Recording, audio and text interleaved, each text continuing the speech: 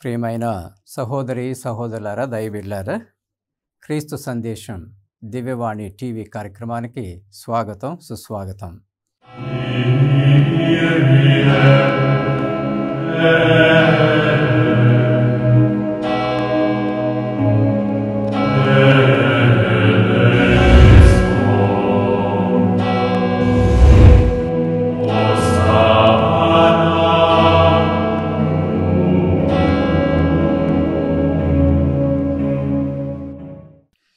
ప్రియమైన సహోదరి సహోదర దైవబిడ్డలారా, అందరూ కూడా జీవితం చాలా సంతోషంగా సాగాలని, సంతృప్తికరంగా ఉండాలని, అంతటా కూడా శాంతి సమాధానాలతో ఉండాలని అందరూ కూడా కోరుకుంటారు.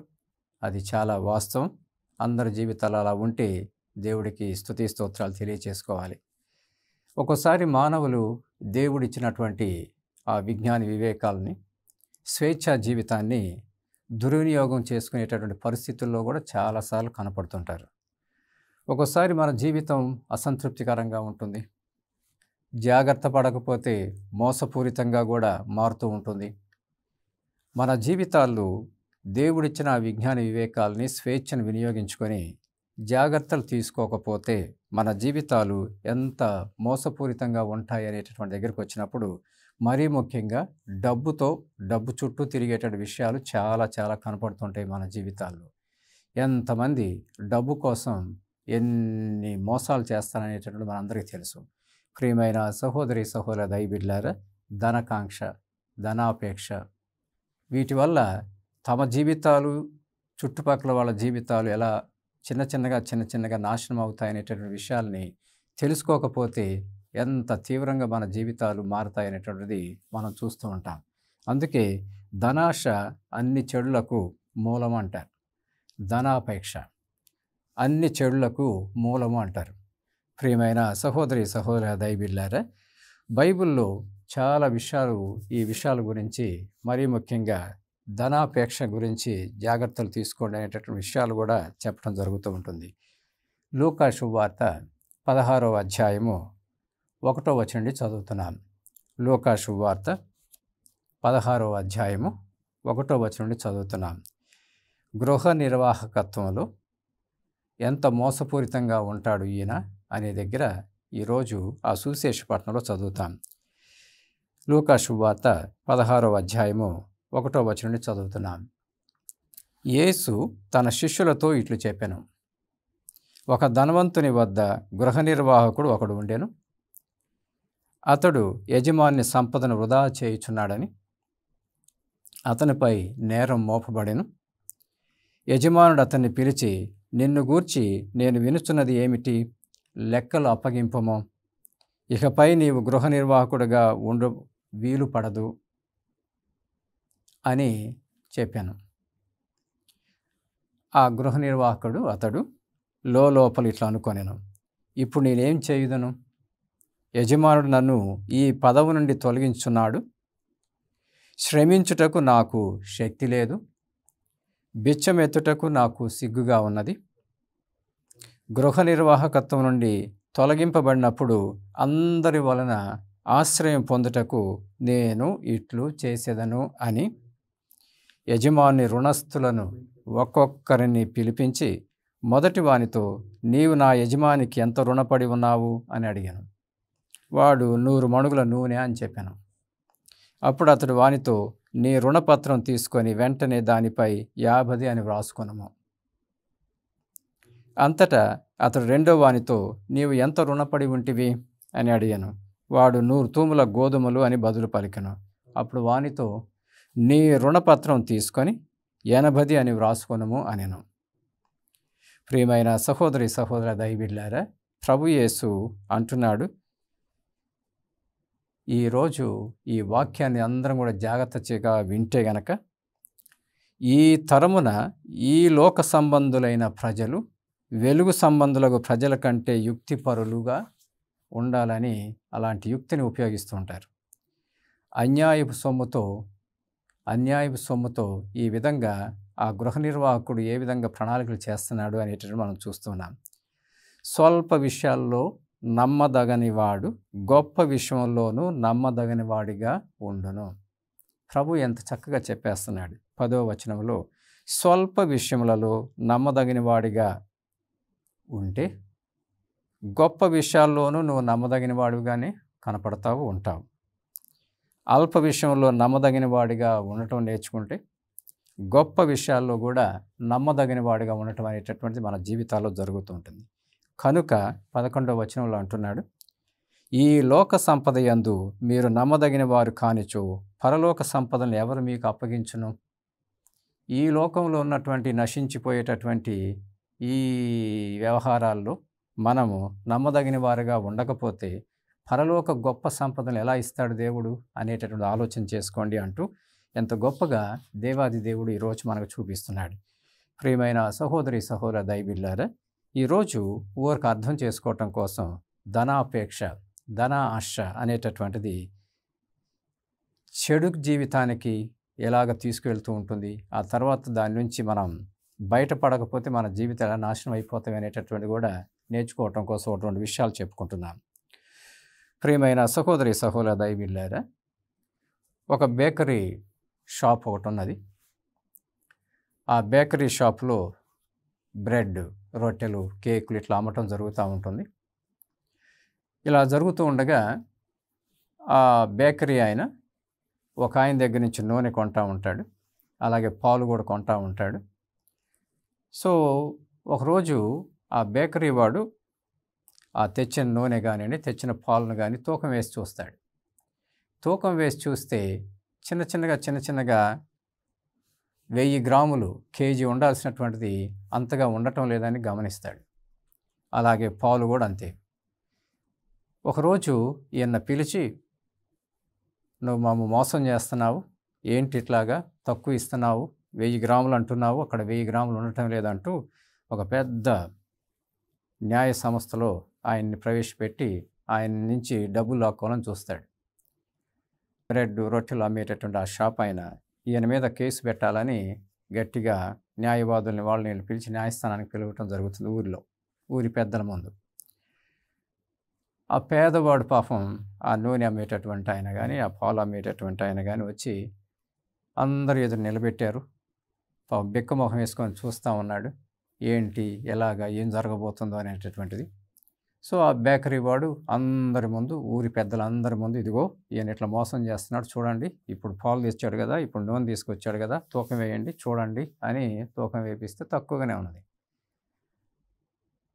ఈయన నాకు కాంపెన్సేషన్ పే చేయాలి, నేను పోగొట్టుకున్నదంతా కూడా, ఇంత మోసం చేశాడు నన్ను, అంతా కూడా తిరిగి ఇవ్వాలి ఈయన నాకు అని అలా కేసు పెట్టడానికి ప్రయత్నం చేస్తా అందరి ముందు, ఊరి పెద్దల ముందు, అందరి ముందు ఇట్లా చెప్తూ ఉండగా ఆ పేదవాడు పాపం గ్రామాల నుంచి పాలు తీసుకొచ్చి, నూనె తీసుకొచ్చి అమ్మేటటువంటి ఆయన అందరి ముందు బిక్కమొహం వేసుకొని అంటాడు, క్షమించండి సార్, నా దగ్గర తూకం లేదు, ఎలా తూకం వేసి తీసుకురావాలో నాకు తెలియదు, ఒకటే ఒక విషయం నాకు తెలుసు, ఏంటి అంటే కనుక ఆయన దగ్గర నుంచి 1000 గ్రాముల కేజీ బ్రెడ్ అని, రొట్టె అని తీసుకెళ్తాను, దాన్ని ఒక వైపున పెట్టి ఆ పాలు కానీ నూనె కానీ ఇట్లా పెట్టి ఇస్తాను, అంతే నాకు తెలిసింది, ఇక నాకేం తెలియదు, కావాలంటే మా ఇంటికి రండి అన్ని చూసుకోండి అని చెప్పాడు. వెంటనే ఊరి పెద్దలందరూ కూడా ఇప్పటి వరకు ఆ పేదవాడు మోసగాడు అనుకుంటూ ఉండగా, ఇప్పుడు అస్సలు మోసగాడు ఎవడు అని దగ్గరికి వచ్చేళ్ళకి ఆ బేకరీ బ్రెడ్, కేకులు అమ్ముతున్నట్టు ఆయన ఎంత పెడుతున్నాడో అంతగానే వాళ్ళు ఆయన తూకం తీసుకొని ఇచ్చి వెళ్తున్నాడు. అది విని ఆ బేకరీ వాడు మొహం ఎక్కడ పెట్టుకోవాలో తెలియలేదు. ఈ పేదవాడు పాపం దీన మొహం పెట్టుకొని వాస్తవాన్ని చెప్పేస్తున్నాడు. ప్రియమైన సహోదరి సహోదర దైవబిడ్డలారా, ఈరోజు మన జీవితాల్లో డబ్బుల దగ్గరకు వచ్చేళ్ళకి ఆ మంచితనం వ్యక్తిగతంగా పిలిచి, ఎందుకు ఇట్లా ఇస్తున్నావు అనేది వ్యక్తిగతంగా మాట్లాడితే అక్కడ సెటిల్ అయిపోయేది. వాడు మోసగాడు, నేనే గొప్పవాడిని, మంచివాడిని అని చెప్పించుకోవడం కోసం అంత ఊరి పెద్దలందరినీ పిలిచి ఎలా చెప్పిస్తున్నాడు. చివరికి ఏం జరిగిందని దగ్గరికి వచ్చేళ్ళకి అందరూ కూడా ఆ బేకరీ వాడి వైపే చూసి నువ్వే కదా మోసం చేస్తుంది అన్నట్లు చేయి చూపించుకునేంతగా వచ్చాడు. ప్రియమైన సహోదరి సహోదరులారా, ఇది సంఘంలో మనం జాగ్రత్త పడకపోతే మన చుట్టూ జరిగే విషయాలు ఇలాగనే ఉంటాయి. మోసగాళ్ళు ఎప్పుడు కూడా ఎదుటి వారిని ఏం మోసం కనుక్కుందామా, వాళ్ళ మీద ఏం కేసు పెడదామా, ఎట్లా పెడదామా అనేటటువంటిది ఆ మంచితనం వ్యక్తిగతంగా నన్ను నువ్వు ఇట్లా చేస్తున్నావేమో జాగ్రత్త బాగా తీసుకురా అని చెప్పొచ్చు కదా. దానికి బదులు ఎంతగా ఊరి పెద్దలందరిని అక్కడ పెట్టి ఏ విధంగా మోసపూరితంగా చేపిస్తున్నాడు. ప్రియమైన సహోదరి దైవబిడ్డలారా, ఒక్కోసారి సంఘంలో ఇలా జరుగుతూ ఉంటుంది. జాగ్రత్త పడకపోతే సొంత కుటుంబాల్లో కూడా కొన్ని విషయాలు జరుగుతూ ఉంటాయి. సొంత కుటుంబాల్లో కూడా అదే ఒకరోజు పాత రోజుల్లో చాలా గొప్ప గొప్ప కథలు చెప్తుండేటటువంటి వాళ్ళు. అది వాస్తవాలు చాలాసార్లు మనం కథ రూపంలో చదువుకుంటూ ఉంటాం.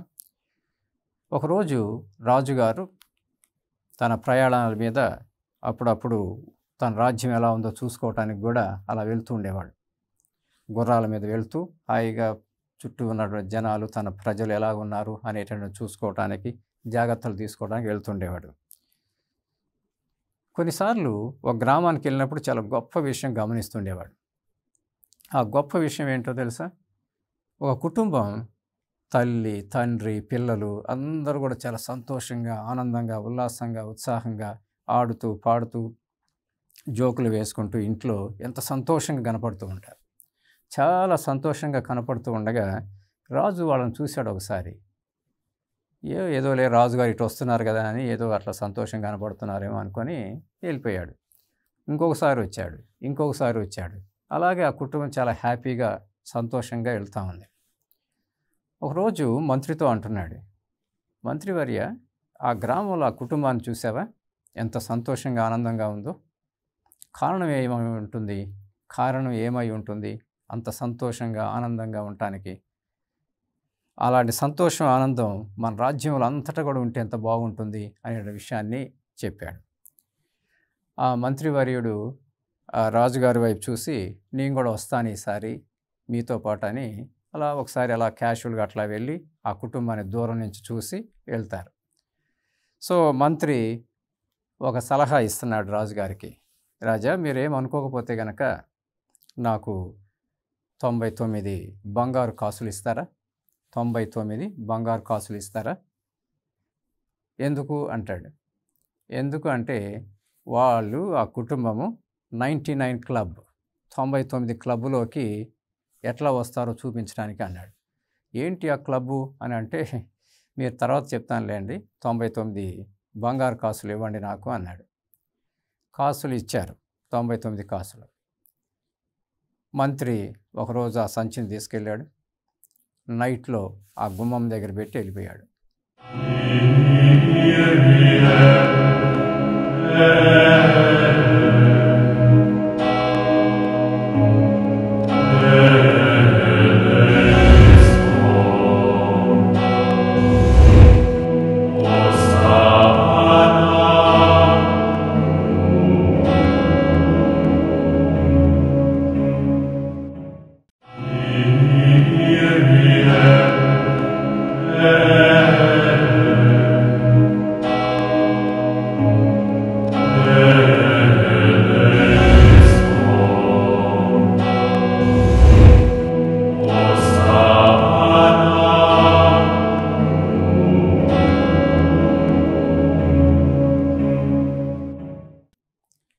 ఉదయాన్నే ఆ తండ్రి లేచాడు. ఆ గృహ నిర్వాహకులు ఉన్నటువంటి ఆ గృహంలో ఉన్న తండ్రి గారు లేచారు. లేచి ఉదయాన్నే ఆయనే ముందు బయటకు వచ్చాడు. ఆ 99 కాసులు ఉన్నటువంటి ఆ సంచిని చూసి, ఏంటబ్బా ఇది అని పట్టుకొని లేపి చూస్తే దాంట్లో బంగారు కాసులు. ఒకవైపు ఆనందం, మరొక వైపు ఎన్నున్నాయి. ఒకవైపు ఆనందం, మరొక వైపు ఎన్నున్నాయి లోపల అనేది కనుక్కోవడం కోసం లెక్క పెట్టడం మొదలుపెట్టాడు. ఆ లెక్క మొదలు పెట్టగానే 99 కాసులు వచ్చినాయి. ఈయన అటు ఇటు చూసి, 100 ఉండాలి, 99 ఉన్నాయేంటి, 100 ఉండాలి కదా, 99 ఉన్నాయేంటి అని అటు ఇటు తోలాడుతూ ఉన్నాడు. దోలాడుతూ ఎంతసేపటికి మళ్ళీ వచ్చి మళ్ళీ కౌంట్ చేయాలి. నేను తప్పు లెక్క పెట్టానేమో అని చెప్పి మళ్ళీ లెక్క పెట్టడం మొదలుపెట్టాడు. 99 వచ్చినాయి. ఈరోజు అప్పటికల్లా ఆ రోజు భార్య వచ్చింది. తర్వాత పిల్లలు లేచారు. ఈయన ఎవరిని పట్టించుకోకుండా లెక్క పెట్టుకోవడమే సరిపోయింది. ఆ భార్య ఏమో ఏం టీవీ అని ఆమె తొంగి చూడటం. ఆ పిల్లలు కూడా వచ్చి ఏం టీవీ అని చెప్తుంటే వాటిని దాచుకొని పక్కన పెట్టుకొని లెక్క పెట్టుకుంటున్నాడు ఈయన ఏం చూపించకుండా. ఏంటి ఇంత బిజీగా ఉన్నాడు డాడీ అని వాళ్ళు, ఏంది ఇంత బిజీగా ఉన్నాడు భర్త అని వీళ్ళు ఏంటి అటు దాక్కొని వెళ్తున్నాడు అని వాళ్ళు ఇది పడుతున్నారు. ఇక తర్వాత అబ్బాయిలను పిలిచాడు, పిల్లల్ని పిలిచాడు. రేయ్, ఒక బంగారు కాసు ఎక్కడ బడి ఉండాలా, మొత్తం వెతకండి అంటున్నాడు. భార్యను కూడా వెతుకు అంటున్నాడు. మనకి ఎక్కడున్నాయి బంగారు కాసులు, అసలు ఎందుకు వెతకమంటున్నారు అని వాళ్ళకు కూడా అర్థం కాలేదు. వాళ్ళు అటు ఇటు వెతుకుతున్నారు, ఈయనేమో లెక్క పెట్టుకుంటున్నాడు. ఇక చివరికి రోజుకి పరిస్థితులు మారిపోతున్నాయి. ఎలాగో తెలుసా? ఎవరో మన పిల్లలు దొంగిలించి ఉంటారు, లేదా నా భార్య దొంగిలించి ఉంటుంది, అదని ఇదని. ఇక పిల్లలు కూడా తండ్రి దగ్గరికి వస్తే ఆయన ఎప్పుడు చూసినా ఇంకొక ధ్యాసలో కనపడుతున్నాడు. ఆ లెక్క పెట్టుకోవటం, వాటిని దోలాడుకోవటమే కాదు. వాస్తవానికి వచ్చేళ్ళకి చిన్నగా ఆ కుటుంబంలో ఆ సంతోషం, ఆ ఆనందం, ఆ సంతృప్తి ఇవన్నీ రోజు సన్నగిలిపోతున్నాయి. కుటుంబ యజమాని అయినటువంటి పిల్లలతో సరిగ్గా మాట్లాడు, అవి లెక్క పెట్టుకోవటం, అది పెట్టుకోవడం, ఇది పెట్టుకోవడం సరిపోతుంది. ఈయనకి భార్యను పట్టించుకోవట్లేదు. ఇక ఇళ్ళు మొత్తానికి చిన్నగా ఆ సంతోషం, ఆనందం అన్నీ కూడా పోయినాయి. వారం 10 రోజుల తర్వాత రాజుగారితో మంత్రి అంటున్నాడు, ఒకసారి వెళ్ళొద్దామా ఆ గ్రామానికి, ఎలా ఉందో చూసొద్దామా అని అంటే రాజుగారు వెరీ హ్యాపీగా ఉన్నాడు. 99 కాసులు ఇచ్చాం కదా, ఇంకా హ్యాపీగా ఉంటారు వాళ్ళు అని చెప్పి ఈయన రాజుగారు వచ్చారు. రాగానే తీరా చూస్తే ఆ ఇంట్లో ఆ సంతోషం లేదు, ఆనందం లేదు. ఏదో మొహాలు నల్లగా పెట్టుకుంటున్నారు, ఏదో ఎటో పోతున్నారు. అప్పుడు మంత్రి వైపు చూసి రాజు, ఏం జరిగింది అసలు అంటే, రాజా, అందరి జీవితాల్లో జాగ్రత్త పడకపోతే ఇదే జరిగేది. ఏంటి అంటే 99 క్లబ్, 99 క్లబ్ అంటే 100 ఎందుకు లేవు, 99 ఎందుకున్నాయి? ఆ అసంతృప్తి ఒక్క విషయంలోనే కాదు, చాలా విషయాల్లో జనాలు జాగ్రత్త పడకపోతే, మనం జాగ్రత్త పడకపోతే ఏదో కోరుకుంటాము, ఉన్నదాంతో సంతృప్తి పడం. పిల్లల్ని పిలిచి, భార్యని పిలిచి హాయిగా చెప్పచ్చు కదా, ఎందుకు వచ్చినాయో ఏమో మన ఇంటి ముందుకి 99 బంగారు కాసులు వచ్చినాయో అమ్మ అని అందరికి చూపించి హ్యాపీగా సంతోషంగా ఉండొచ్చు కదా అనేది. అది కాదు, మానవుడు ఇంకా కావాలనేటువంటి ఆ ఆలోచనతోటి ఎట్లాగా జీవితాన్ని దుర్వినియోగం చేసుకుంటారనే విషయాన్ని గురించి చెప్తున్నాడు. ప్రియమైన సహోదర దైవబిడ్డలారా, ఈరోజు ధనాపేక్ష మరీ ఎక్కువైపోతుంటే మన జీవితాల్లో సంతోషానికి బదులు అసంతోషం అనేటువంటిది అసంతృప్తి అనేటువంటిది ఎలాగ వస్తుందనేది మనం చూస్తున్నాం.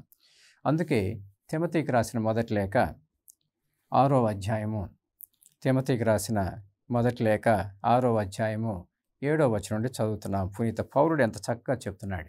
2 విషయాల గురించి అర్థం చేసుకోండి అంటూ చాలా చక్కగా ఇహలోకంలో అసంతృప్తి అనేటటువంటిది, అసంతోషం అనేటటువంటిది ఏదో పోగొట్టుకున్న వాళ్ళ నల్లటి మొహాలు పెట్టుకున్నటువంటి ఆ జీవితాలకు కాదు, దేవుడు ఎలాంటి వైపు నడిపిస్తున్నాడో తెలుసుకోండి అంటూ కొన్ని విషయాలు మనందరికి కూడా గుర్తు చేస్తున్నాడు. తిమోతికి రాసిన మొదటి లేఖ 6వ అధ్యాయము 7వ వచనంలో చదువుతున్నాం. మనము ఈ లోకంలోనికి వచ్చినప్పుడు ఏమి వెంట తెచ్చితిమి. మనం ఈ లోకానికి వచ్చినప్పుడు ఏమి వెంట తెచ్చుకుంటాం?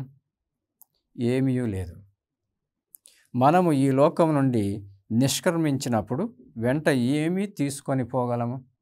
మనం ఇహలోకం నుంచి వెళ్ళిపోతుండగా నిష్క్రమించినప్పుడు మన వెంట ఏమి తీసుకొని పోగలం? ఏమీ తీసుకొని పోజాలం.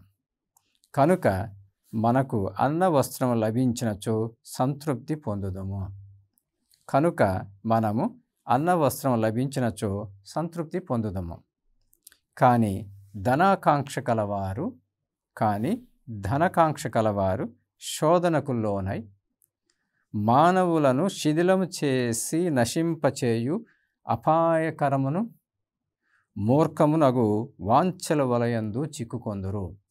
జాగ్రత్త పడకపోతే మన జీవితంలో ఈ ధనకాంక్ష మరీ ఎక్కువైపోతూ ఉంటే కనుక మన జీవితంలో ధనకాంక్ష కలవారు శోధనకు లోనై మానవులను శిథిలము చేసి నశింపచేయు అపాయకరమును మూర్ఖమును అగు వాంఛల వలయందు చిక్కుకొందురు. ధనకాంక్ష సర్వ అనర్థములకు మూలము. చాలా గొప్పగా పునీత పౌలుడు ఎంత చక్కగా తిమోతికి రాస్తూ చెప్తున్నాడు. ధనకాంక్ష సర్వ అనర్థములకు మూలము.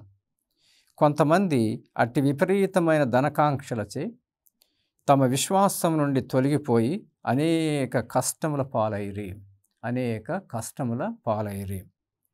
కానీ పునీత పౌలుడు ఎంత చక్కగా చెప్తున్నాడు. దైవజనుడగు నీవు వీనికి దూరంగా ఉండుము.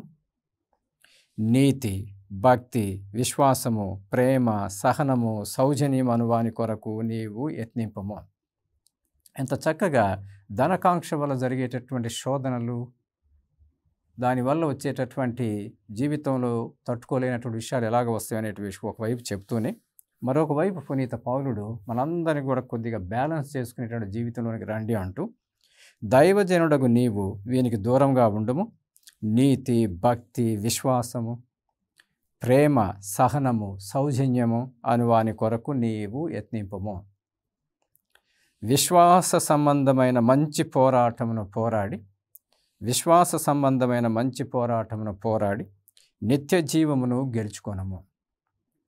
పెక్కుమంది సాక్షుల ముందర నీవు నీ విశ్వాస ప్రమాణమును వనర్చినప్పుడు దేవుడు నిన్ను ఈ జీవనమునకే పిలిచెను అనేది అందరు తెలుసుకుంటారు. ఇహమందు ధనవంతులైన వారు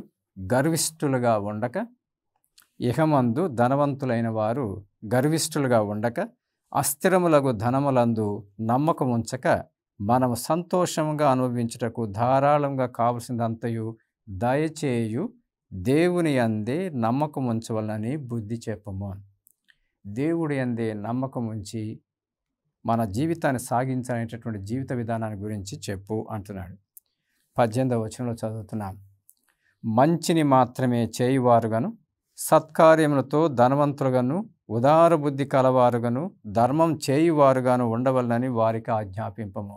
మన దగ్గర ఆస్తులు, పాస్తులు అవి ఇవి ఉంటే గనక ఒకవైపు దేవుడికి స్తుతి స్తోత్రాలు చెల్లించుకుంటూ వీలున్నంత వరకు సత్కార్యములతోటి, ఉదార బుద్ధి గలవారుగాను, ధర్మం చేయువారుగాను ఉండేటటువంటి జీవితంలోనికి రమ్మని ఆజ్ఞాపింపు అంటున్నాడు.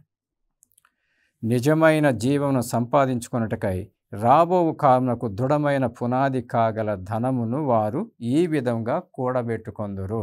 అసలైన ధనం ఏంటి అంటే గనక మంచి విషయాలను చేస్తూ మంచిని పెంచుతూ ఉంటే అది మనకి పరలోకంలో ఎలా గొప్ప ధనంగా ఏర్పడుతుందనేటటువంటి ఆ విషయం కలిగినటువంటి జీవితానికి మన జీవితాన్ని మలుచుకుంటూ వెళ్ళండి అనేటటువంటి జీవితాన్ని చూపిస్తున్నాడు పునీత పౌలు గారు. ప్రియమైన సహోదరి సహోదరులారా, నిజమైన జీవమును సంపాదించుకున్నటకై రాబో కాలమునకు దృఢమైన పునాది కాగల ధనమును వారు ఈ విధంగా కూడబెట్టుకొనగలరు అంటున్నాడు. ప్రియమైన సహోదరి సహోదర దైవీయులారా, మన జీవితాల్లో చాలామంది పునీతులు ఉన్నారు. పునీత ఫ్రాన్సిస్ ఆఫ్ అసిసీని గురించి అందరూ వినే ఉంటాం. పునీత ఫ్రాన్సిస్ ఆఫ్ అసిసీని గురించి, ఆయన ఒక ధనవంతుడి కుటుంబంలో జన్మించాడు. వ్యాపారస్తుడు, సైనికుడిగా వెళ్ళాడు. సైనికుడిగా ఉంటూ ఆ ప్రాపంచిక ప్రమాణాలతో కూడుకున్న ఆ ఆశయాలతోటి, ఆ ఆలోచనతోటి, ఆ జీవిత విధానంలో పరుగులు తీయాలని తపన పడుతున్నటువంటి ఆయన ఏ విధంగా చిన్న చిన్నగా తన జీవితంలో మార్పు తెచ్చుకున్నాడు. ఆ మార్పు ఎలా జరిగిందంటే కనుక మనందరికీ తెలుసు, చరిత్ర చెప్తూనే ఉంటుంది. ఒకరోజు ఆయన ఏ విధంగా గుర్రం మీద నుంచి కింద పడతాడు. సైనిక దుస్తువులతో ఉన్నటువంటి ఆయన గుర్రం మించి అనుకోకుండా ఎందుకు పడ్డాడో ఆయనకు కూడా తెలియదు. గుర్రం మించి కింద పడ్డాడు. ఆయన యొక్క కత్తి, ఆయన యొక్క వర ఏ విధంగా శిలువ రూపంలో కనపడింది. ఆ కింద పడిన తర్వాత నా జీవితం ఏంటి, నేనేంటి అనే ఆలోచనకు వచ్చినప్పుడు, ఆ శిలువ ఏంటి అనే దగ్గరకు వచ్చినప్పుడు ఆయన జీవితాన్ని చిన్నగా ఆలోచన చేసుకుంటూ ఎలా మార్చుకున్నాడు. ఆ తర్వాత పేదలు కనపడితే ఎలాగా సహాయం చేయాలని తపన పడుతున్నాడు. పేదవాళ్ళకి రకరకాలుగా ఎలా సహాయం చేయాలని తపన పడుతున్నాడు. అది వాళ్ళ నాన్నకి నచ్చక ఇట్లా చేస్తే బాగోదు అనే విషయాన్ని చెప్తున్నాడు. కానీ ఈయన మాత్రం పేదల పట్ల ప్రేమను పెంచుకుంటూ, ఆప్యాయత అనేది పెంచుకుంటూ వెళ్తూ ఉండగా ఇక వాళ్ళ నాన్నకి కోపం రావటం, మన ఆస్తులు పాస్తులు ఏమవుతాయి అనేటటువంటి ఆలోచనలో ఉండటం. ఆ పెద్ద మీటింగ్ బిషప్‌తో సహా అందరి ముందు, పెద్దల ముందు ఎలా మీటింగ్ పెడతాడు. ఆ మీటింగ్‌లో పునీత ఫ్రాన్సిస్ ఆఫ్ అసిసి ఏ విధంగా వాళ్ళ నాన్న అడుగుతున్నాడు, చెప్తున్నాడు, "నువ్వు తొడుక్కున్న బట్టలు, దుస్తులు అన్నీ నావే కదా" అనేది కూడా చెప్పాడు. అది విన్న తర్వాత ఆయన బట్టలు, దుస్తులన్నీ అంతమంది ఎదుట తీసివేసి దాదాపుగా ఇక వస్త్రహీనుడిలాగా వెళ్ళిపోతుంటే, ఆ పెద్దల్లో ఒకరు ఏదో ఒకటి ఆయన చుట్టూ పెట్టి, శాలువా లాంటిది పెట్టి ఎలాగ ఆయన వెళ్ళాడు. ఆ తర్వాత ఆయన గోనె సంచిలో ఎలాగుంటున్నాడు, గోనె సంచి లాంటి దుస్తువులను వేసుకొని చిన్న చిన్నగా తన జీవితాన్ని ఎలా మార్చుకున్నాడు అనేది మనం చూస్తున్నాం. ప్రియమైన సహోదరి సహోదర దైవబిడ్డలారా, నిజమైన జీవమును సంపాదించుకున్నట్టుకై రాబో కాలమునకు దృఢమైన పునాది కాగల ధనము వారు ఏ విధంగా ఎలా పునీత ఫ్రాన్సిస్ ఆఫ్ అసిసి కూడబెట్టుకోబోతున్నాడని మనం చూస్తున్నాం. ఆయనలో ఆ భక్తి, విశ్వాసము, నమ్మిక ఏ విధంగా ఎదిగి పేదలంటే ప్రాణంగా ఉండి సహాయం చేయటంలో ఏ విధంగా ముందుకు వెళ్తూ చివరికి ఆయన జీవితంలో, ఆయన శరీరంలో పంచగాయాలు కనపడుతున్నాయి. యేసుక్రీస్తు ప్రభు యొక్క శిలువ వేసినప్పుడు యేసుక్రీస్తు దేహంలో కనపడుతున్న ఆ పంచగాయాలతో ఆయన యొక్క జీవితం ఎలా ప్రజల ముందు కనపడింది అనేది కూడా మనం చూస్తున్నాం. ప్రియమైన సహోదరి సహోదర దైవబిడ్డలారా, ఈరోజు మనం అందరం కూడా జీవితంలో నిజమైనటువంటి ధనాన్ని ఎలా సమకూర్చుకోవాలనేటువంటి విషయాల్ని దేవాది దేవుడు ఎంత గొప్పగా మనందరికి కూడా చూపిస్తున్నాడు. ప్రియమైన సహోదరి సహోదర దైవబిడ్డలారా, ఈరోజు ఈ విషయాలు వింటూ ఉండగా ముఖ్యమైనటువంటి 2-3 విషయాలను గుర్తు చేసుకుందాం. మొట్టమొదటిది, దేవుడు మానవుడికి అర్థం చేసుకునేటువంటి శక్తిని, స్వేచ్ఛను, విజ్ఞానాన్ని, వివేకాలను ఇచ్చాడు. మొట్టమొదటిది. రెండవది, బైబిల్ గ్రంథాన్ని దేవుడు మన చేతిలో ఉంచాడు. ఆ తర్వాత మన జీవితాన్ని ఎలాగ చక్కదిద్దుకుంటూ మనము పరలోక విషయాల్లో భూమి ఆకాశములన్నీ కూడా దేవుడు ఎలాగ మన ముందు ఉంచాడు. ఆ తర్వాత మన జీవితంలో మానవ కుటుంబం అనేటటువంటిది ఎంత గొప్పగా ఎదగాలనేటువంటి చూపిస్తున్నాడు. ప్రేమ, ఆప్యాయత, అనురాగంతో కూడుకున్న కుటుంబంగా ఏర్పాటు చేసుకొని పరలోకంలో ధనమును కూడబెట్టుకునేటటువంటి జీవితం వైపు దేవుడు ఏ విధంగా నడిపిస్తున్నాడు అనే విషయాలు మనం అర్థం చేసుకుంటే కనుక స్వల్ప విషయాలలో నమ్మదగిన వారిగా ఉండటం నేర్చుకుంటాము. స్వల్ప విషయాల్లో నమ్మదగిన వారిగా ఉండటం నేర్చుకుంటాం. చిన్న విషయాల్లో నమ్మదగిన తనంతోటి దేవుడిచ్చే గొప్ప విషయాల్లో పునీత ఫ్రాన్సిస్ ఆఫ్ అసిసి ఏ విధంగా ఎదగలిగాడు, అంత గొప్ప జీవితానికి అనేటటువంటిది మనము దేవుని శక్తిచే వివేకవంతులుగా ఉంటూ సాక్షిభూతమైన జీవితాన్ని ప్రజల ముందు ఎలా జీవించగలము అనేటటువంటిది కూడా నేర్పుతున్నాడు. మనం కూడా ప్రతి ఒక్కరం కూడా చివరి రోజుల్లో దేవుడికి లెక్క చెప్పవలసినటువంటిది ఉంటుంది. మనం ప్రతి ఒక్కరం కూడా దేవునికి లెక్క చెప్పవలసిన సమయం ఉంటుంది. అక్కడ ఎలాంటి జీవితంతో మనం వెళ్తున్నాము అన్న దగ్గరకు వచ్చినప్పుడు ఈరోజు లూకా శుభవార్తలు మనం చదువుకున్నట్లుగా 16వ అధ్యాయంలో ఆ గృహ నిర్వాహకుడు స్వల్ప విషయాల్లో ఎంత మోసపూరితంగా ఉంటున్నాడు.